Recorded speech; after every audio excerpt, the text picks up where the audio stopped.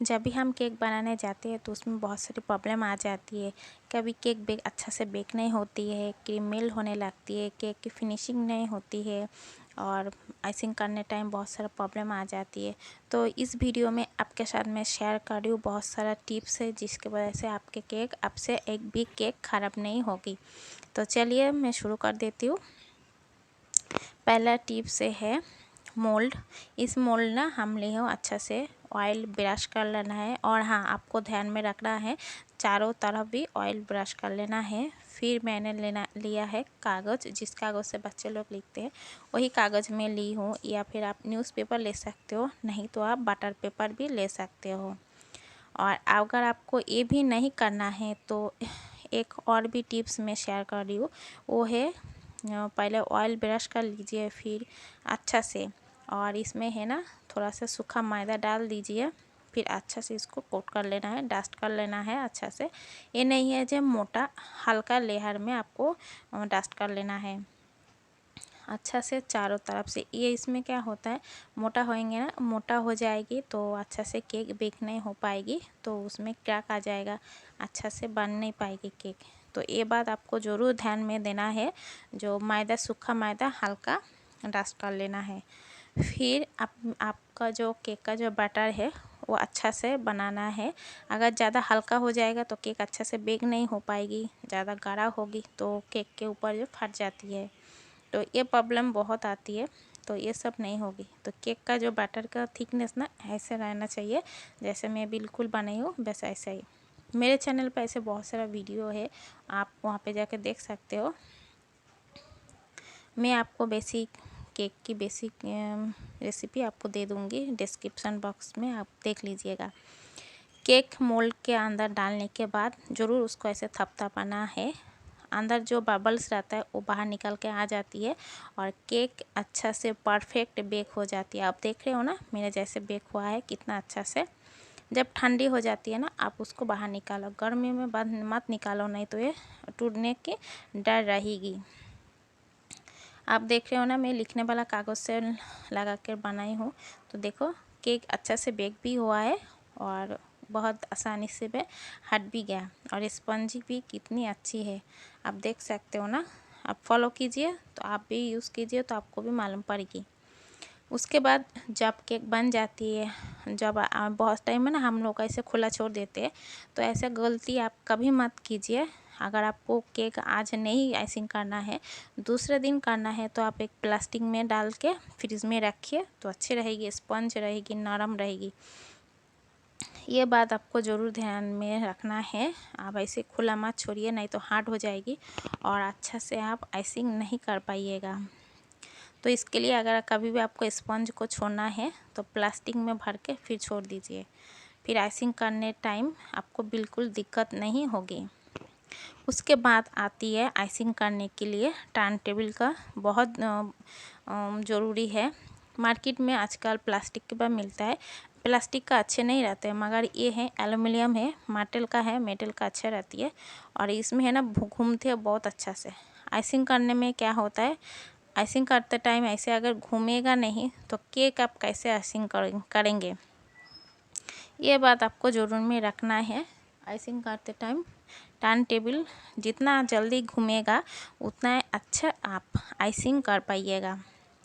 इसके लिए आपको लेना है तो आप यही ले लीजिए मेटल का, ये बहुत सस्ता में मिलता है, 600 रुपये का मिलता है।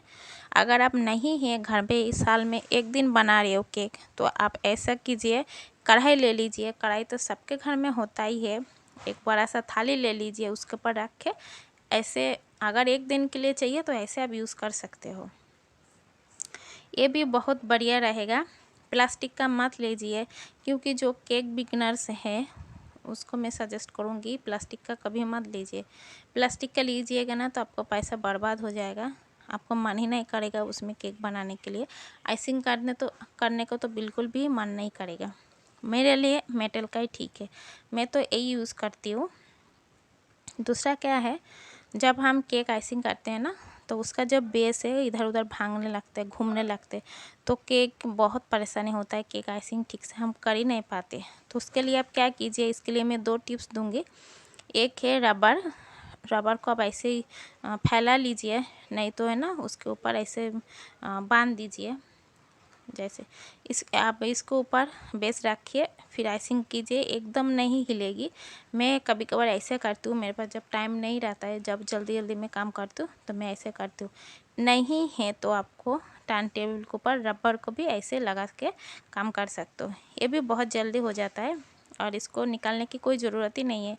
कोई कोई बेस है ना, बेस के ऊपर हम आइसिंग करने जाती हूँ तो बहुत प्रॉब्लम आती है, जो लोग आइसिंग करते हैं उसी को ही मालूम हो रहती है। तो आप यही यूज़ कर सकते हो। नहीं है तो आप उसके ऊपर कॉटन का कपड़ा रख दीजिए, फिर उसके ऊपर बेस रख के आप काम कर कीजिए, तो आपको मालूम पड़ेगा बहुत फ़ायदेमंद टिप्स है और आपको भी यूज़फुल लगेगी।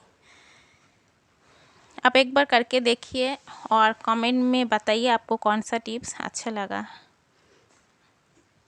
फिर जो लोग नया केक कटिंग करने, नया बिगिनर्स है, उन लोग के लिए ना केक का जो लेयर काटने में बहुत दिक्कत होता है, सही से नहीं काट पाती है, सीधा नहीं होता है। तो आप क्या कीजिए ना, एक धागा ले लीजिए, धागा तो सबके घर में होता ही है, उसको है ना ऐसे जिधर से आप चिन्ह लगाए हो वहाँ पे फंसा के, ऐसा भी एक धागा को फंसा के आप ऐसे खींच लीजिए, तो देखिएगा लेयर जो है केक का, स्पंज का लेयर एकदम बराबर काटेगी, थोड़ा सी भी इधर उधर हिलेगी भी नहीं। आप एक बार यूज़ करके तो देखिए, आपका मन भर जाएगी केक कटिंग करके, केक का स्पंज कटिंग करके। फिर आप देख रहे हो ना, थोड़ा सा भी नहीं इधर उधर हुआ। मैं तो ऐसे करती हूँ हमेशा, क्योंकि बहुत जल्दी हो जाती है, ऐसे काम करते हो ना बहुत जल्दी हो जाती है। तो आप यूज़ ज़रूर कीजिएगा, ट्राई कीजिएगा, तो मुझे बताइए आपको कैसे लगा ये टिप्स। फिर देख रहे हो ना लेयर सब। और इसके बाद जो टिप्स है, आइसिंग करते समय हम 3 लेयर में केक काटते हैं, केक का स्पंज काट लेते हैं।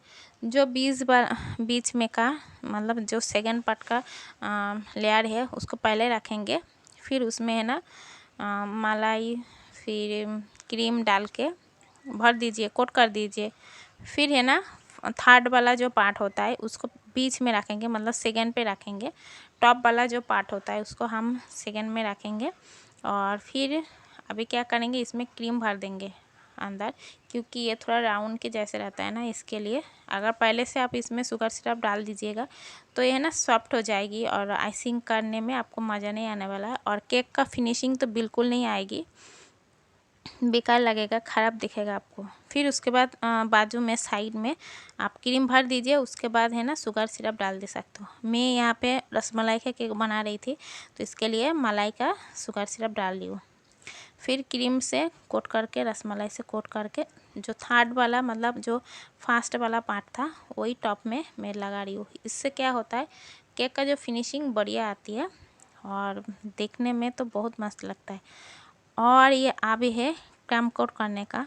क्रैम कोट क्या होता है, थोड़ा सा क्रीम लगा के केक के ऊपर अच्छा से लगाने को रहता है, नहीं तो इसके ऊपर जो केक का जो स्पॉन्ज है ना वो थोड़ा थोड़ा बाहर निकल कर आएगी, तो आप केक का फिनिशिंग नहीं अच्छी नहीं होगी, फिर आपको बेकार लगेगा, ख़राब लगेगा दिखने में। इसके लिए ज़रूर आप क्रैम कोट कीजिए, फिर उसको आधा घंटे के लिए फ्रिज में छोड़ दीजिए। ये तो आपको रखना ही है, क्रैम कोट करने के बाद फ्रिज में रखना ही है। फिर क्या होता है, फिनिशिंग के बाद आपको, बहुत सारे लोग हैं फिनिशिंग में पैलेट नाइफ से नहीं होती है, तो आप है ना स्क्रैपर से पहले आप ऐसे लगा लीजिए, अच्छे से घिस लीजिए। इससे क्या होता है, बहुत जल्दी फिनिशिंग आ जाती है केक के अंदर और टाइम भी बच जाती है।